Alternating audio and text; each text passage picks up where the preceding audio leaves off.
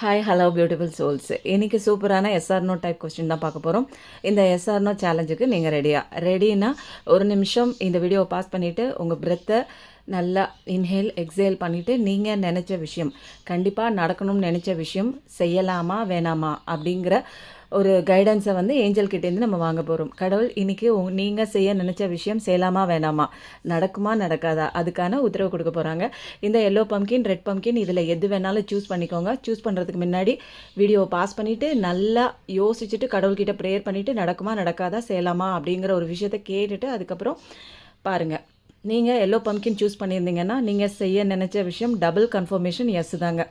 நீங்கள் அசால்ட்டாக இந்த விஷயத்தை கண்டிப்பாக செய்யலாம். ஏன்னா யூனிவர்ஸோட கைடன்ஸ், ஆன்சஸ்டர்ஸோட பிளஸிங்ஸ் இருக்குது. மேஷம், தனுசு, சிம்மம் இந்த ராசியில் ஃபயர் எனர்ஜி, இதில் எது வேணாலும் நீங்களாக இருக்கலாம்.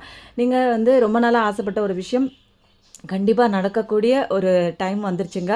ஏன்னா 180 டிகிரிக்கு நீங்கள் வந்து மாறி வர போகிறீங்க. ஐ மீன் இப்போ இருக்கிற சுச்சுவேஷன்லேருந்து ஒரு நல்ல சுச்சுவேஷனுக்கு நீங்கள் மாறி வர போகிறீங்க. அதுக்கு வந்து கடவுளோட ஏஞ்சல்ஸோட கைடன்ஸ் இருக்குது. ஸோ தாராளமாக நீங்கள் செய்ய நினச்ச விஷயத்த கடவுள் மேலே பாரத்தை போட்டுருங்க. ஏன்னா பிஹைண்ட் த சீன்ஸ் யூனிவர்ஸ் உங்களுக்காக ஒர்க் பண்ண போகிறாங்க. நல்ல நேரம் ஸ்டார்ட் ஆகிடுச்சு உங்களுக்கு. ஓகே, அடுத்தது ரெட் பம்கின் சூஸ் பண்ணால் உங்களுக்கு என்ன வருது அப்படின்னு பார்க்கலாம். சாரிங்க, நோ. இப்போ நீங்கள் செய்ய நினச்ச விஷயம் கண்டிப்பாக செய்ய வேணாம். ஏன்னா இப்போ வந்து ஒரு ஒரு கஷ்டமான ஒரு சுச்சுவேஷனில் நீங்கள் இருக்கீங்க. ரொம்ப பெயின்ஃபுல்லான ஒரு டைமாக போயிட்டுருக்கு.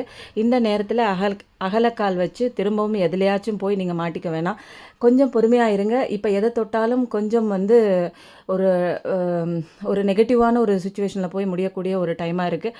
அதனால் எதையும் இப்போ நான் செய்கிறேன், நான் பண்ணுறேன் அப்படின்னு முயற்சி பண்ணி எதுவும் இப்போ பண்ண வேண்டாம். கொஞ்சம் பொறுமையாக இருங்க. அதுக்கு உண்டான டைம் வரும். இது வந்து இப்போதைக்கு உண்டான எனர்ஜி தான். எனக்கு வாழ்க்கை பூரா இப்படியே தான் இருக்கும் அப்படின்னு நினைக்க வேணாம். இப்போதைக்கு நீங்கள் செய்ய நினச்ச விஷயம் கொஞ்சம் தள்ளி போடுங்க.